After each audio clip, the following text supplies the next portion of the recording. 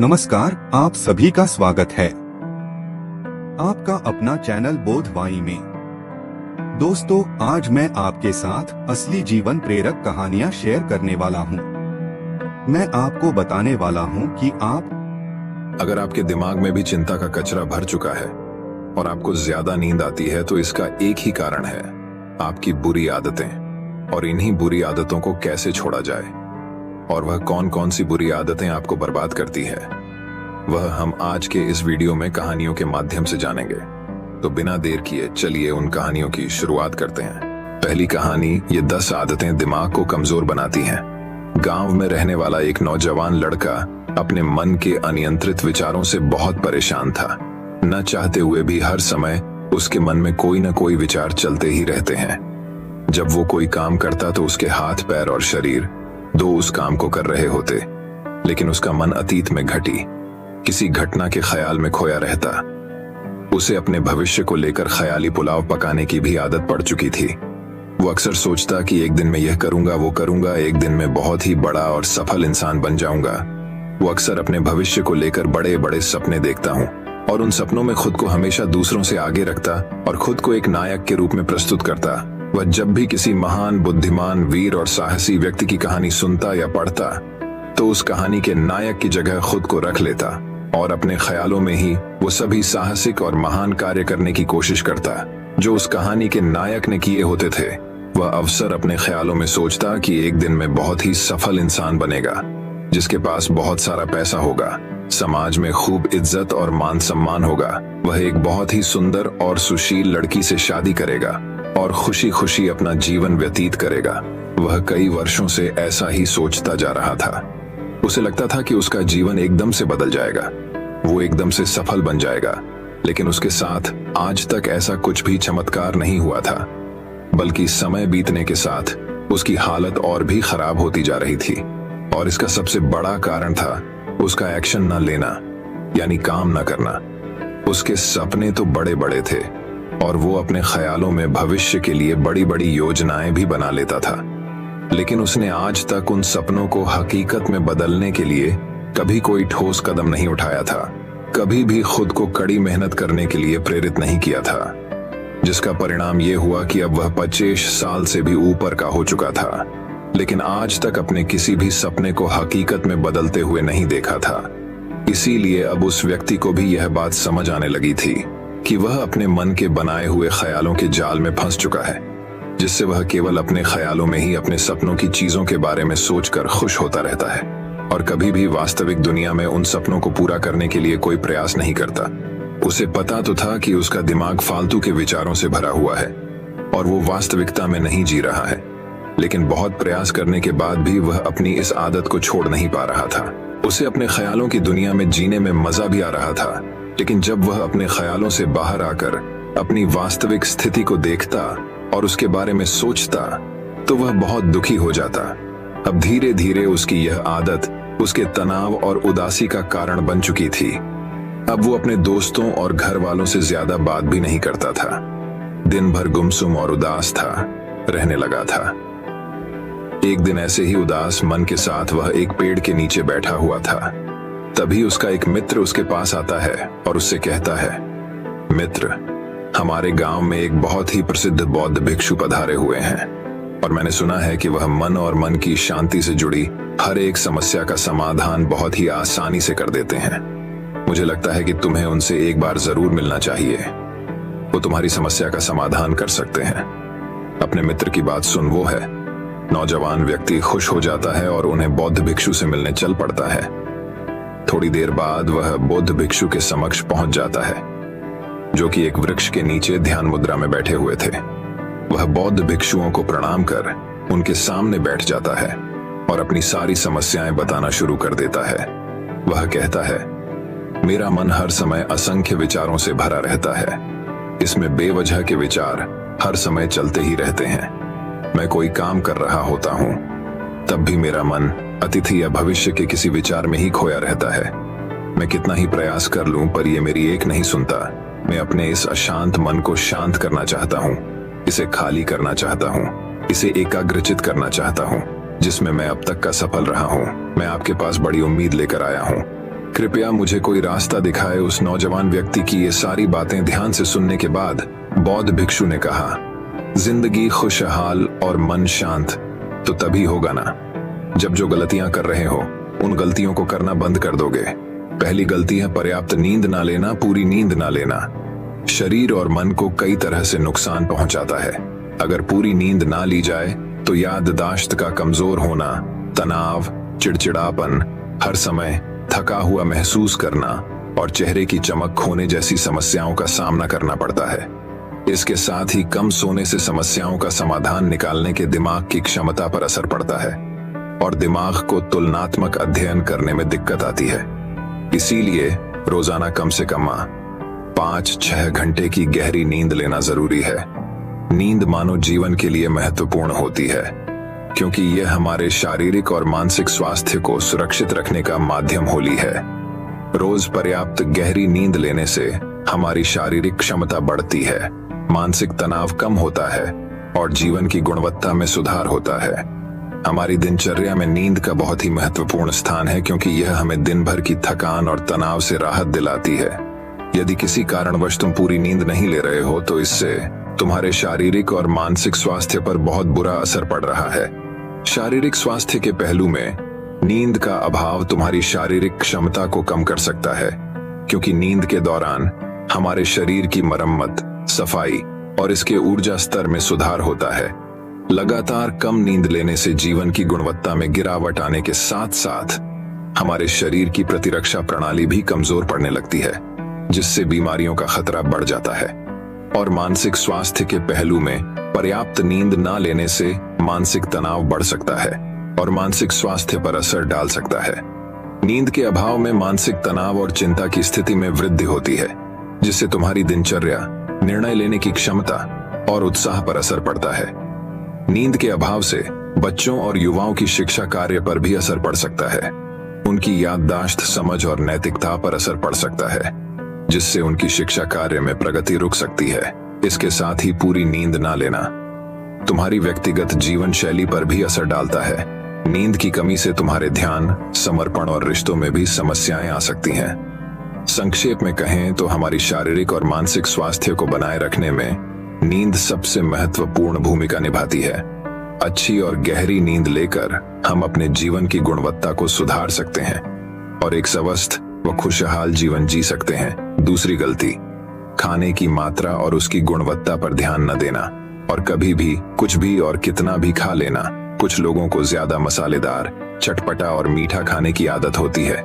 उन्हें ज्यादा मैदे, चीनी और तेल से बने सामानों को खाने की आदत पड़ चुकी होती है। ऐसे लोगों को लगता है कि अगर जिंदगी में खाने को सीमित कर दिया तो फिर जीवन में बचा ही गया, जिंदगी के मजे ही क्या, जैसे कि इंसान सिर्फ खाने के लिए ही इस दुनिया में जन्म लेता है। कुछ लोगों को हर समय खाते रहने की आदत पड़ चुकी होती है। भूख नहीं होती तब भी खाए जा रहे होते हैं। जबरदस्ती कुछ भी उल्टा सीचा पेट में डालते रहते हैं, जैसे पेट नहीं कोई कूड़ादान हो। जरूरत से अधिक या कुछ भी खाते रहने से सिर्फ शरीर का वजन ही प्रभावित नहीं होता, बल्कि दिमाग की शक्ति पर भी इसका बुरा असर पड़ता है। मैदा, तेल, चीनी और ज्यादा नमक से बने पदार्थों का सेवन करने से शरीर का वजन बढ़ने के साथ साथ कई सारी बीमारियां जन्म लेने लगती हैं और जिसका नकारात्मक प्रभाव हमारी भावनाओं और विचारों पर भी पड़ता है, क्योंकि एक बीमार शरीर व्यक्ति के मन को भी बीमार बना देता है, जिससे व्यक्ति मानसिक रूप से भी बीमार पड़ने लगता है और तनाव व चिंता का शिकार हो जाता है। इसीलिए व्यक्ति को भोजन की उचित मात्रा और उसकी गुणवत्ता पर विशेष ध्यान देना चाहिए। तीसरी गलती, जरूरत से ज्यादा भाग दौड़ भरी जिंदगी और ये सोच के रुकना मना है। कुछ लोगों को लगता है कि जिंदगी सिर्फ ऐसे ही चलती है, गलत भाग दौड़ भरी जिंदगी कितनी भी हो। लेकिन रुको, अगर भागते ही रहोगे तो ऐसे हाफ के गिरोगे कि उठने लायक ही नहीं रहोगे। तो जिंदगी की भाग दौड़ के बीच थोड़ा सा समय खुद के लिए भी निकालो, खुद को भी समय दो। ढूंढने का प्रयास करो कि कौन सी चीज तुम्हें खुशी देती है, कौन सा काम करने में तुम्हें आनंद आता है। खुद से सवाल करो और खुद को चांदनी का प्रयास करो और देखना, जब तुम अंदर से शांत और तरोताजा होकर किसी काम को करोगे तो बहुत ही कम समय में तुम्हें उसी काम में बहुत अच्छे परिणाम मिलने शुरू हो जाएंगे। लेकिन अगर हर समय भागते रहोगे, भागती रहोगी, थके मांद रहोगे, तो तुम देखोगे कि हर काम में बहुत ज्यादा समय लग रहा है, बहुत ज्यादा ऊर्जा लग रही है, लेकिन फिर भी अंदर से खुशी नहीं मिल रही। तो इतना भागना दौड़ना कोई जरूरी नहीं होता। ये तो बस इंसान के अंदर बचपन से ही एक प्रतियोगिता की भावना जगा दी जाती है, उसके आसपास के माहौल और उसके माता पिता के द्वारा। क्योंकि इतना भागना कोई जरूरी नहीं होता, शांति से भी जिंदगी को जिया जा सकता है और शांत हुआ, स्थिर रहते हुए आराम से प्रयास करके भी बड़ी बड़ी सफलताएं हासिल की जा सकती है। चौथी गलती, अपनी किसी एक ऐसी बुरी आदत को पहचानना हो और उसे अपनी जिंदगी से पूरी तरह से हटाना, जो तुम्हारी सफलता के रास्ते की सबसे बड़ी बाधा है। हर इंसान की कोई ना कोई एक ऐसी बुरी आदत होती ही है जो उसे सबसे ज्यादा नुकसान पहुंचाती है, उसे आगे नहीं बढ़ने देती या फिर उसे पीछे खींचती है। क्योंकि जब कोई इंसान आगे नहीं बढ़ रहा होता है तो समय के साथ साथ वो पीछे ही जा रहा होता है। अब ये आदत कुछ भी हो सकती है, जैसे काम को टालने की आदत, ज्यादा सोचने की आदत, चिंता करने या बहस करने की आदत। कोई भी एक ऐसी आदत जो तुम्हें लगता है कि तुम्हें सबसे ज्यादा नुकसान पहुंचा रही है, उसे पहचानो और आज से ही उसे किसी अच्छी आदत से बदलने का प्रयास शुरू कर दो। हालांकि आदतों को बदलना इतना आसान नहीं होता, लेकिन हर चीज को बदलना संभव है। अगर तुम्हारे अंदर वो मजबूत संकल्प और लचीलापन है और अगर तुम लगातार प्रयास करोगे तो तुम्हारी नई आदत बन जाएगी और पुरानी आदत अपने आप ही छोड़ जाएगी। पांचवी गलती, जरूरत से ज्यादा बड़े बड़े वादे करना। वादा जरूर करना चाहिए और अपने वादे का पक्का भी होना चाहिए, और वादा करने के बाद जो लोग उसे पूरा करते हैं उनके समाज में एक अलग इज्जत होती है, लोग उन्हें ज्यादा पसंद करते हैं। लेकिन हमें कभी भी ऐसे वादे नहीं करना चाहिए जिससे हम पूरा ही ना कर सके या जिसे पूरा करने में हमें संदेह हो। साथ ही हमें न कहना भी आना चाहिए। ये जरूरी नहीं कि हम दूसरों के हर काम को हाँ कहकर उनकी नजरों में हर समय अच्छा बनने का प्रयास करें। हमें मना करना भी आना चाहिए। जितना तुम कर सकते हो सिर्फ उतने का ही वादा करो, क्योंकि अगर तुम अपनी क्षमताओं से बाहर जाकर किसी को जबान दे दोगे तो फिर तुम खुद के ऊपर बहुत दबाव महसूस करोगे, तनाव से भर जाओगे और साथ ही सामने वाले की बेवजह की उम्मीदें भी तुमसे जुड़ जाएंगे। और जब तुमने पूरा नहीं कर पाओगे तो या तो तुम अपने आप पर बहुत ज्यादा दबाव डालोगे उन्हें पूरा करने का, या फिर दूसरों की नजरों में बुरा बन जाओगे, जो फिर बाद में तुम्हारे अंदर और भी तनाव पैदा करेगा। तो जितना कर सकते हो, जितना आसान है तुम्हारे लिए उतना करो, फिर देखो कितना सुकून आता है जिंदगी में। छठी गलती, अंदर ही अंदर खुद की बुराई करना और खुद को कमजोर व दूसरों से कम समझना। अगर तुम्हें खुद की बुराई करने की आदत है, हर समय अपने अंदर सिर्फ कमियां दिखती है, रोज अपने आप को कोसते हो, तो फिर तुम्हें बाहर के किसी दुश्मन की कोई जरूरत नहीं है, क्योंकि तुम अकेले ही अपने लिए काफी हो। अगर तुम्हें अपनी बुराई करने की आदत है तो इसे आज छोड़ दो, क्योंकि ऐसा करके तुमने अपनी जिंदगी को नर्क खुद ही बना रखा है। खुद को प्यार करो, दुलार करो, खुद को स्वीकार करो और खुद के बारे में सकारात्मक बोलो। अगर कुछ गलती भी हो गई है तो खुद से बोलो कि अच्छा हुआ मुझे इस गलती का एहसास अभी हो गया। मैं एक ऐसा इंसान हूं जो अपनी गलतियों से सीखता है और आगे बढ़ जाता है। तो कहने का मतलब ये है कि गलती में भी खुद को लगातार कोसने या खुद को अपनी नजरों में गिराने की बजाय गलतियों से सीख कर आगे बढ़ने वाला इंसान बनो, क्योंकि अंदर ही अंदर खुद की बुराई करना और खुद को कोसना इंसान को ऐसी जंजीरों में बांध देता है कि फिर वह उसे तोड़ नहीं पाता और वही पड़ा पड़ा मानसिक रूप से सड़ता रहता है। तो अगर यह तुम्हारे अंदर है खुद की बुराई करना, तो इसे जल्दी से जल्दी छोड़ो, तभी जिंदगी खूबसूरत बनेगी। सातवीं गलती, दिमाग को अतीत की बुरी यादों और नकारात्मक भावनाओं से भरकर रखना।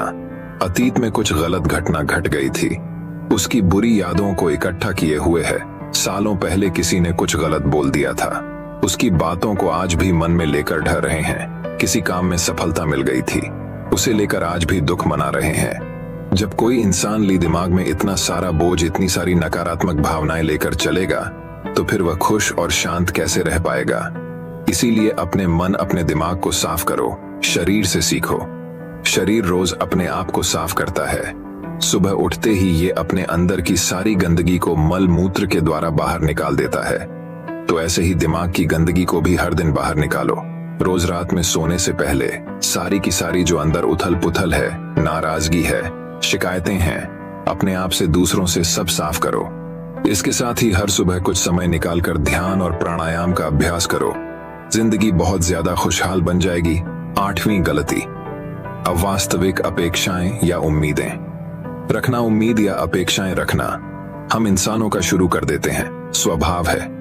लेकिन जब अपेक्षाएं बेबुनियादी और जरूरत से अधिक हो जाती है तो फिर ये हमें हर समय तनाव में रखती है, दूसरों से भी लड़ाई झगड़े करवाती है और फिर हम अपनी जिंदगी से असंतुष्ट रहना शुरू कर देते हैं।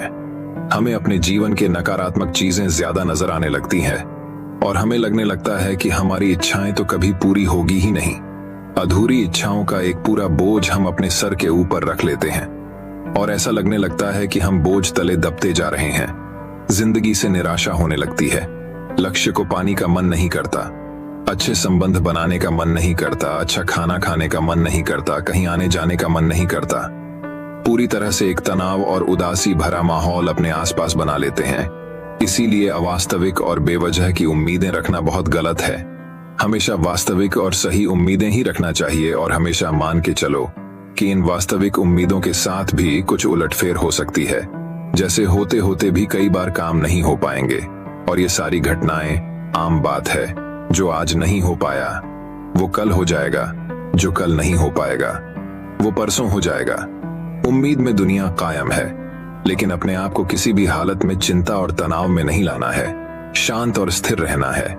गलती बुरे लोगों या बुरे रिश्तों से दूरी न बना पाना। अगर रिश्ते हो तो अच्छे हो, इसमें प्रेम हो, परवाह हो, सम्मान हो।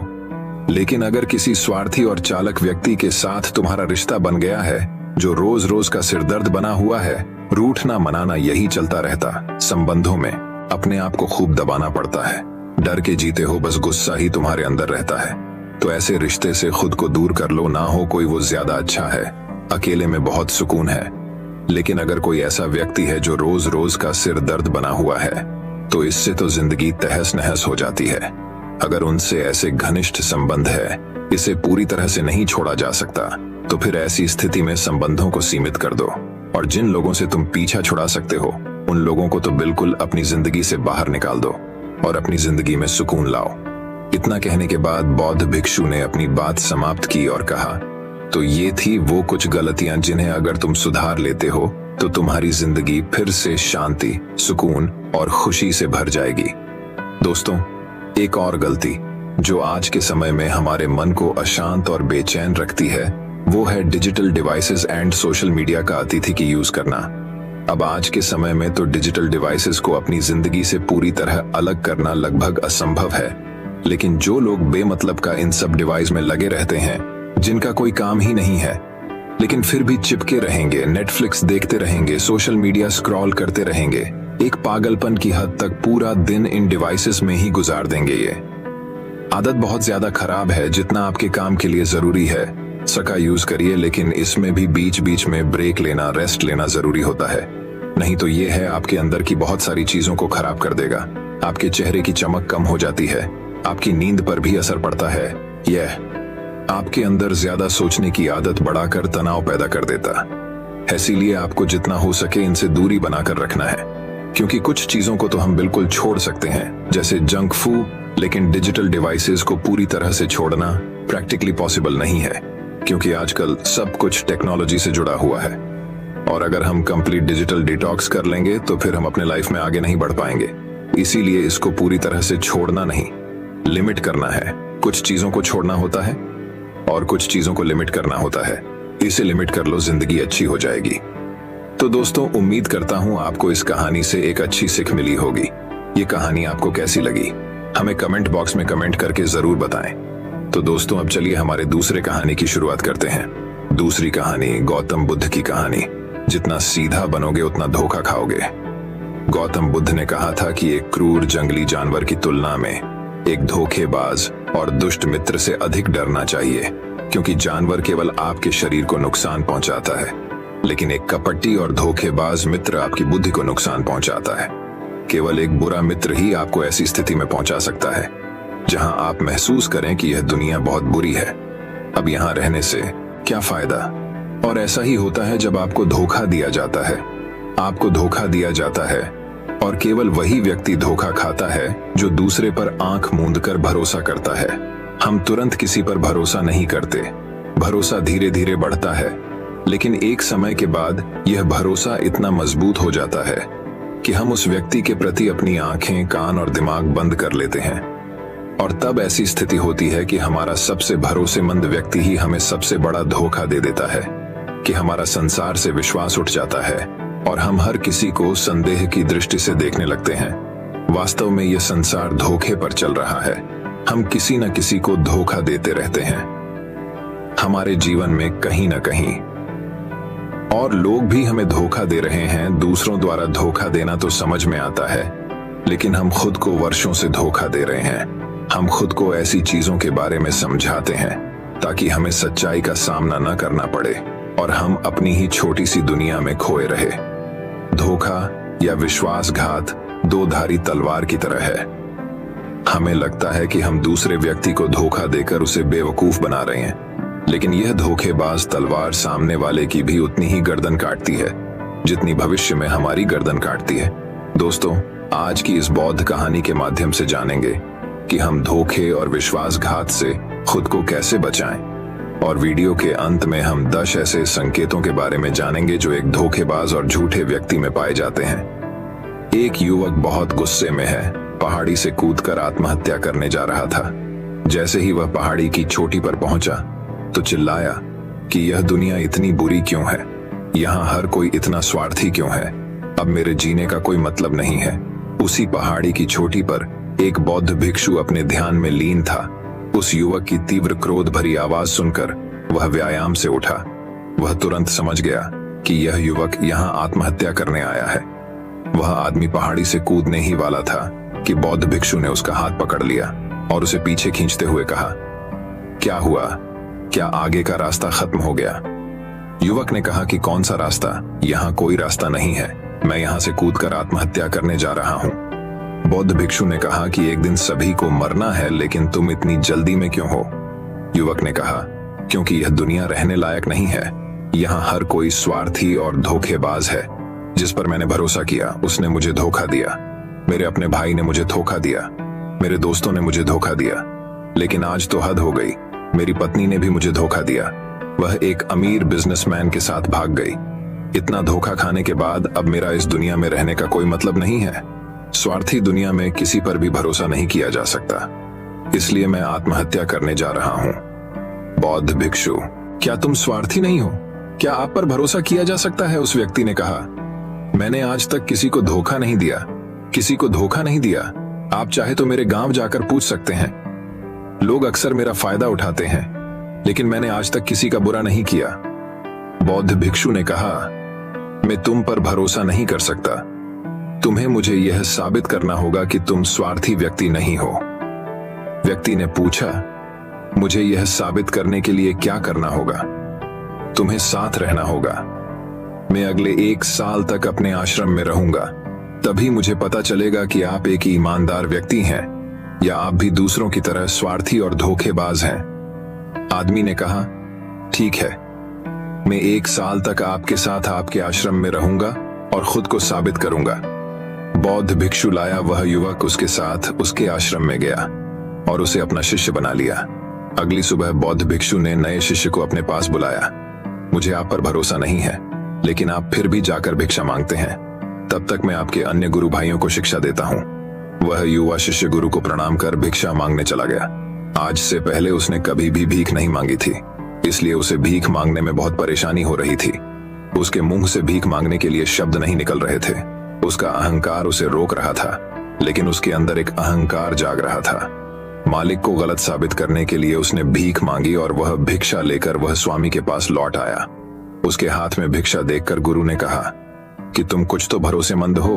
मैंने सोचा था कि तुम भीख नहीं मांग पाओगे, लेकिन तुमने मुझे गलत साबित कर दिया। मेरे साथ मेरी कुटिया में आओ, मैं तुम्हें वहां कुछ दिखाना चाहता हूं। गुरु शिष्य को अपने साथ अपनी झोपड़ी में ले गए। झोपड़ी के ऊपर एक बर्तन लटका हुआ था। गुरु ने झोपड़ी की ओर इशारा किया, बर्तन, और कहा, क्या तुम उस बर्तन को देख रहे हो? इसमें जहर होता है।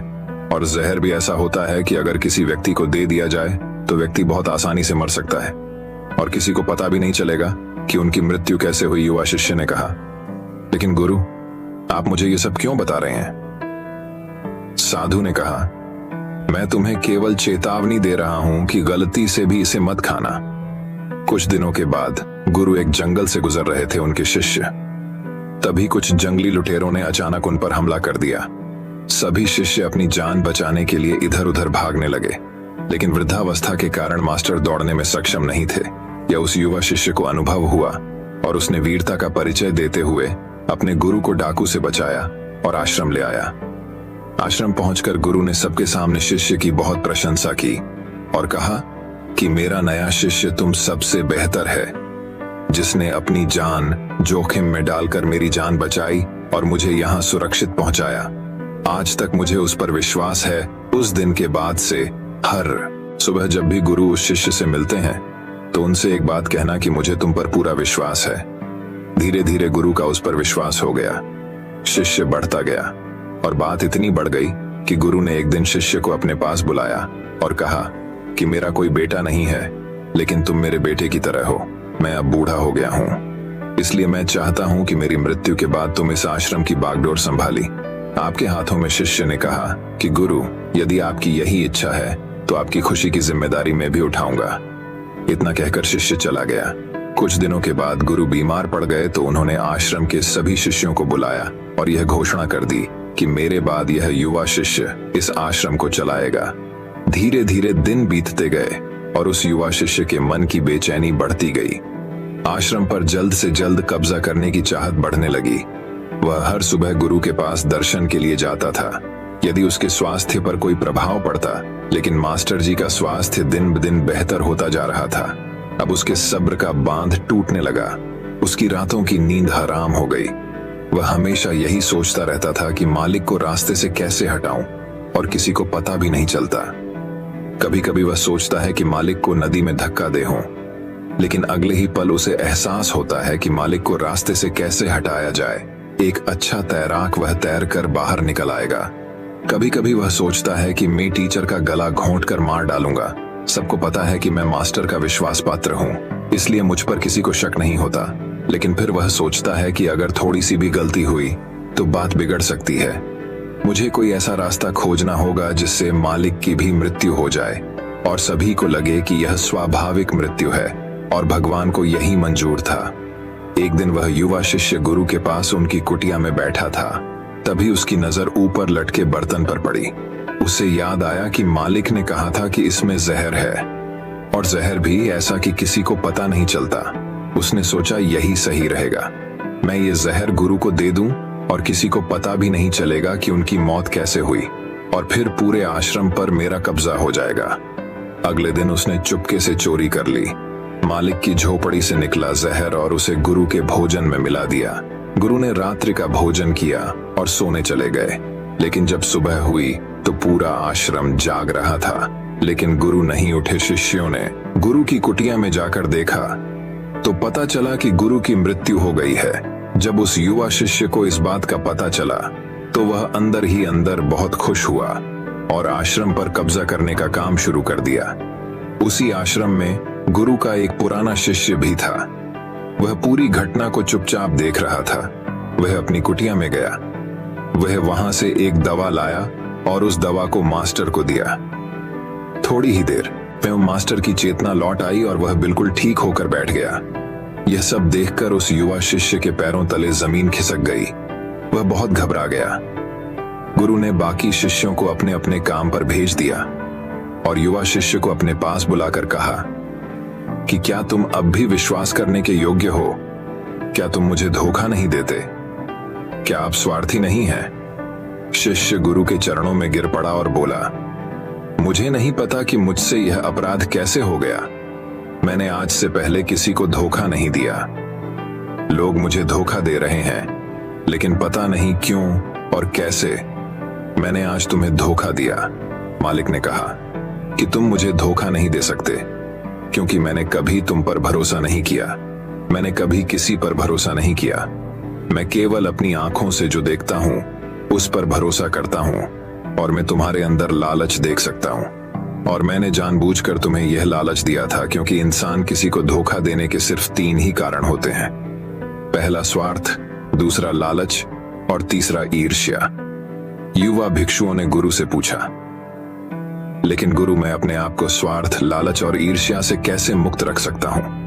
गुरु ने कहा, खुद को पढ़ो, खुद को जानो, अपने अंदर उतरने की कोशिश करो। इंसान में बहुत संभावनाएं हैं, वह कर सकता है, अपने लिए कुछ भी बनाओ, वह कुछ भी हो सकता है। और जब आप में बदलाव आए तो अपने अंदर झांकें और जानने की कोशिश करें कि आप क्यों बदल रहे हैं, तुम्हें कौन बदल रहा है, क्या यह बदलाव अच्छा है या बुरा। आत्मनिरीक्षण का प्रयास करें। गुरु की यह बात सुनकर शिष्य ने फिर से उनके पैर पकड़ लिए और बोला, गुरुजी, मैं आपका शिष्य बनना चाहता हूं और जानना चाहता हूं कि मैं कौन हूं और मैं क्यों बदलूं। गुरु ने कहा कि हमारे आसपास ऐसे बहुत से लोग हैं और ऐसे बहुत से लोग हुए हैं जो इस बात का उदाहरण है कि उन्होंने कभी किसी को धोखा नहीं दिया। उनका स्वार्थ, लालच और ईर्ष्या कभी किसी को धोखा नहीं दिया। व्यक्ति तभी धोखा देता है जब उसे लगता है कि वह जो कर रहा है उसे कोई नहीं देख रहा है और भविष्य में यह बात किसी को पता नहीं चलेगी और वह जो कर रहा है वह सही है। पकड़े जाने के बाद वह अपने बचाव के लिए और भी तर्क देता है कि मैं कुछ नहीं कर सका, यही आखिरी रास्ता था, मेरे पास मजबूरी थी। लेकिन हर धोखे के पीछे का सच यही है जो इंसान जानबूझकर अपने फायदे के लिए करता है। गुरु ने शिष्य की आंखों में देखते हुए कहा, याद रखना, जब हम किसी को धोखा देते हैं, हमने उसकी आंतरिक चेतना को चोट पहुंचाई और वह इतनी बुरी तरह आहत हो जाता है कि वह किसी पर भी भरोसा नहीं कर पाता। वह अंदर ही अंदर बहुत उदास और अकेला महसूस करने लगता है। इसीलिए अगर आप चाहते हैं कि कोई आपको धोखा न दे, इसलिए अपनी आंखें, कान और दिमाग खुले रखें, लोगों पर भरोसा करें, लेकिन बहुत ज्यादा भरोसा न करें कि वे आपका फायदा उठाना शुरू कर दें। हमेशा अपने सबसे महत्वपूर्ण कार्यों पर नियंत्रण रखें और अपने जीवन की बागडोर कभी भी दूसरों के हाथों में न सौंपें और समय समय पर खुद को जांचते रहें। जिस धोखे से आप बचना चाहते हैं, क्या आप भी वैसा ही धोखा किसी और के साथ कर रहे हैं? और अगर फिर भी कोई आपको धोखा देता है तो निराश न हो, क्योंकि धोखा खाने के बाद हर धोखा इंसान को कुछ न कुछ सिखाता है।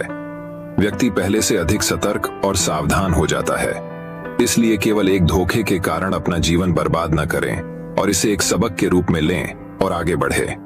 मास्टर ने कहा, ये एक धोखेबाज व्यक्ति के 10 लक्षण हैं। एक चालाक व्यक्ति के जो आपको धोखा दे सकते हैं और आपके मन की शांति छीन सकते हैं। निराशा के गहरे सागर में डूबकर वह आपकी जिंदगी खत्म कर सकता है। पहली निशानी, जो व्यक्ति झूठा होगा, धोखेबाज होगा, वह आपसे सब कुछ छिपाएगा।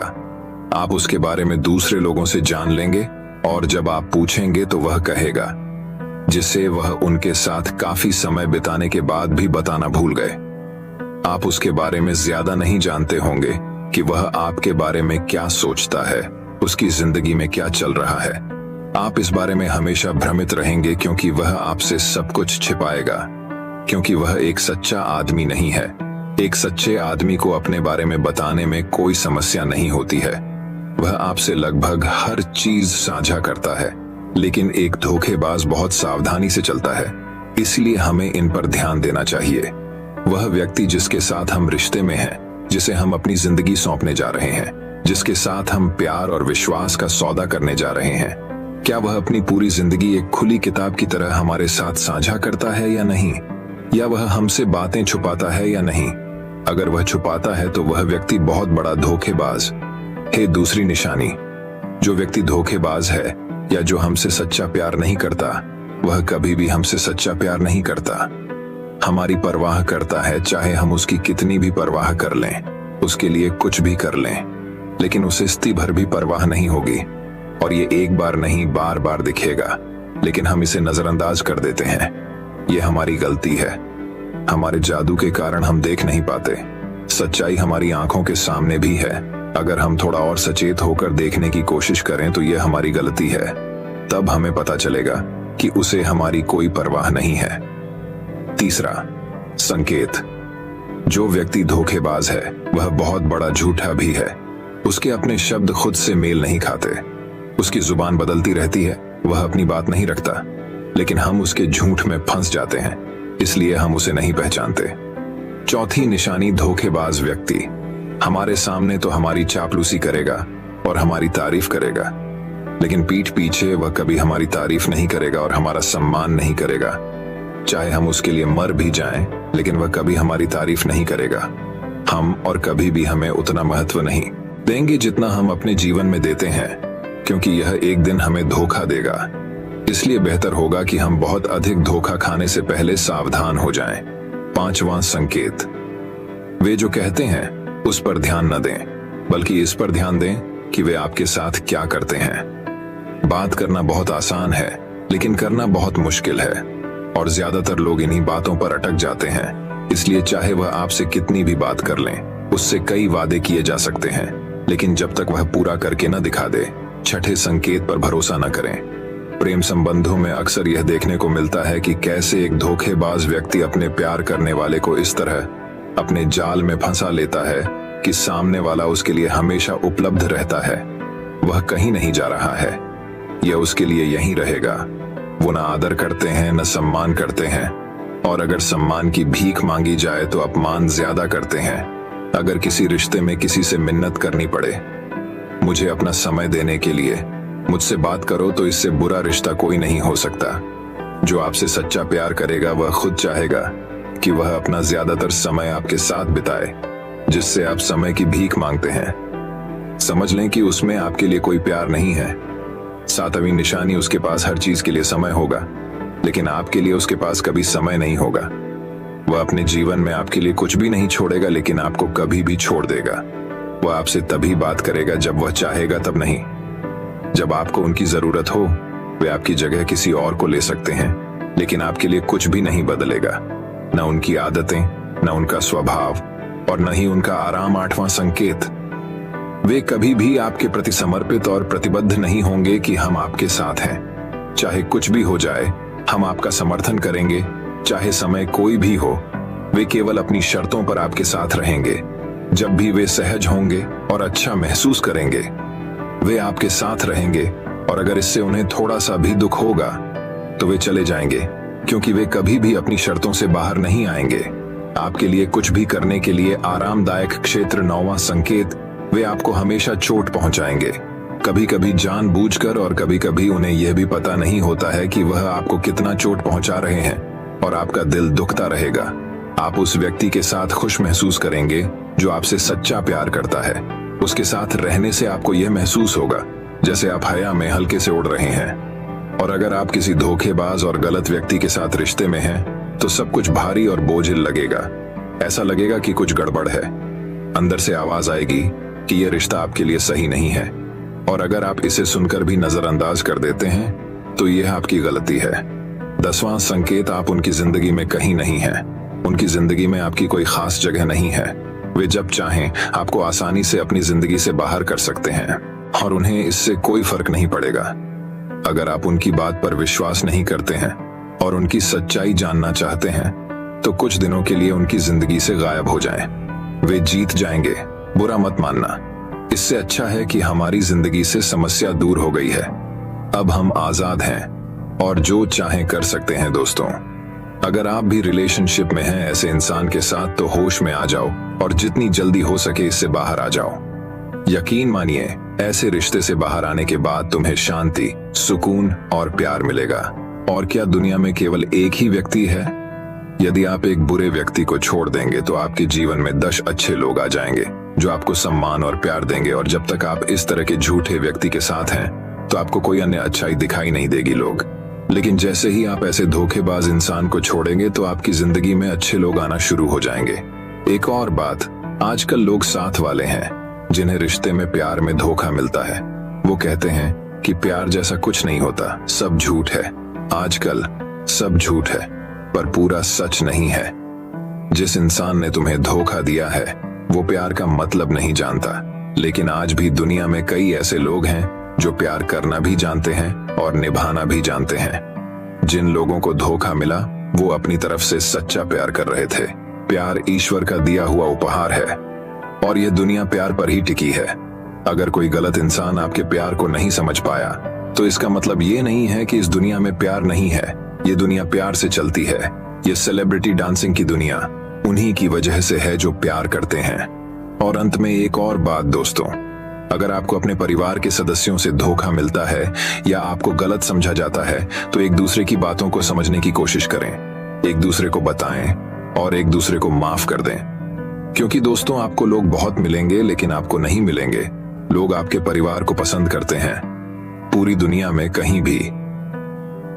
और हाँ, उनकी बात अलग है जो लोग झाप के परिवार से थोड़ा बाहर हैं, जैसे आपका दोस्त, दूर का रिश्तेदार या पड़ोसी। लेकिन परिवार के सदस्यों को माफ कर देना ही समझदारी है दोस्तों। मैं उम्मीद करता हूं कि यह कहानी सुनने से आपके जीवन में अच्छे बदलाव आए होंगे। आपको इस वीडियो से क्या सीखने मिला, ये कमेंट करके जरूर बताइए और अपने परिवार, दोस्तों या आपके करीबी इंसान के साथ ये कहानी शेयर करके उन्हें भी इस ज्ञान से परिचित करवाए। बाकी अगर आपको ये वीडियो दिल से अच्छी लगी हो तभी इस वीडियो को लाइक कर देना, और आपने अब तक इस चैनल को सब्सक्राइब न किया हो तो चैनल को सब्सक्राइब भी जरूर कर देना। आपका हर दिन शुभ हो और खुशियों से आपका जीवन भरा रहे। धन्यवाद।